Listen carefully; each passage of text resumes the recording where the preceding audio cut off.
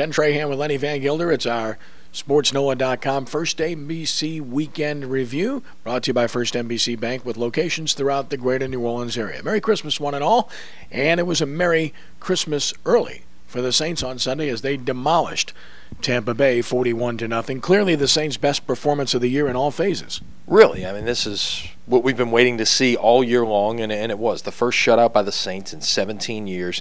The defense forcing 5 turnovers, the offense very efficient. Drew Brees 4 touchdown passes, no interceptions, solid running game led by Mark Ingram. It was it was as good an all-around effort as we've seen out of the Saints, certainly in 2012, and maybe even going back a little further than that. Yep, first time the Saints have swept the Buccaneers in 6 years. Pretty impressive that they played this way against a team that still had some hope for the playoffs, but clearly the season has gotten long for the Buccaneers. And I think it also displayed an attitude adjustment for the Saints, showing Joe Vitt that they did care, that they did want to play, that they did want to win. We know that the Saints are technically, mathematically alive for the playoffs. We also know they're not going to get there. So they are largely playing for their jobs, playing for pride, and clearly they showed something. Yeah, it might be easier to win the lottery than it is for the Saints to make the playoffs right now. I mean, at this point, with 2 weeks left in the season, yes, as we sit here this week before Christmas, the Saints are still mathematically alive. But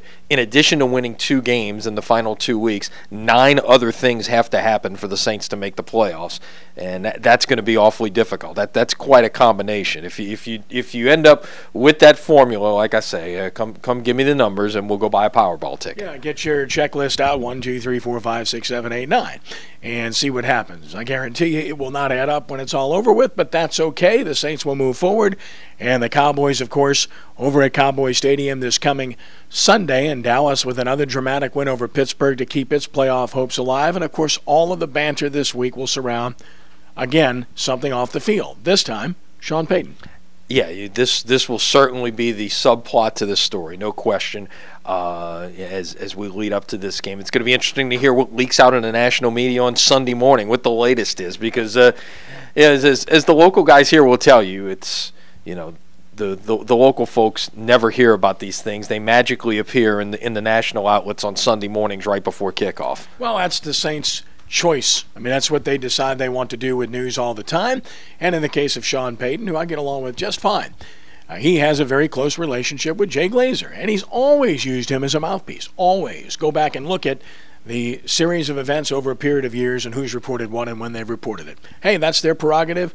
That's fine. But we'll see what happens where the game is concerned.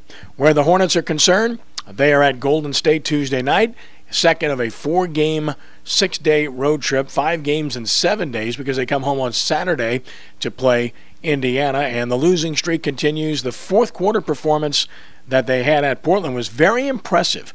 Maybe their best quarter of the year. Can they sustain that? Yeah, it's something to build off of, and you'd like to think they can find a way to snap this losing skid and get one here on the road, but it's a challenge because the Hornets have played the toughest schedule in the league, I believe, to this point. It's just the way it's fallen. They've really played some of the better teams. They haven't really gotten many of the cupcakes out of the way, and even when they've played perhaps some of the teams you would think they beat, example Washington last week, then they haven't done it. But it's tough being in the Western Conference, being where New Orleans is, because you go make those extended West Coast trips, and you've got to play 15, 16 games out there over the course of the year the way the schedule falls. Jason Smith out right now, and I guess the trick moving forward is how do you keep Anthony Davis and Ryan Anderson on the floor at the same time, because they are your 2 best players, and they're both 4s in terms of position, so you've got to find the minutes for both of these guys to be on the floor as much as possible. You can look at matchups and try to do so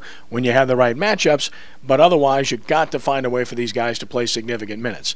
As for Eric Gordon, he decides he's going to tweet most recently and say he's doing better. I guess we can expect him sometime in January. Oh, joy. Well, said he's coming back to New Orleans next week. I don't know. Maybe it's maybe the Hornets' Christmas party is next week. I don't know, but we'll see him here. I guess next week. Hey, when he shows up, the Hornets win. You look at the end of last year. He showed up for the game against the Clippers, and in LA, and they won. Who knows? Maybe he's got the magic potion. Ho ho ho. We'll see. New Orleans Bowl Saturday, finally. We'll talk more about it later in the week, but you've got a good matchup with Louisiana Lafayette and East Carolina, and you should have a good crowd, maybe another record crowd this year.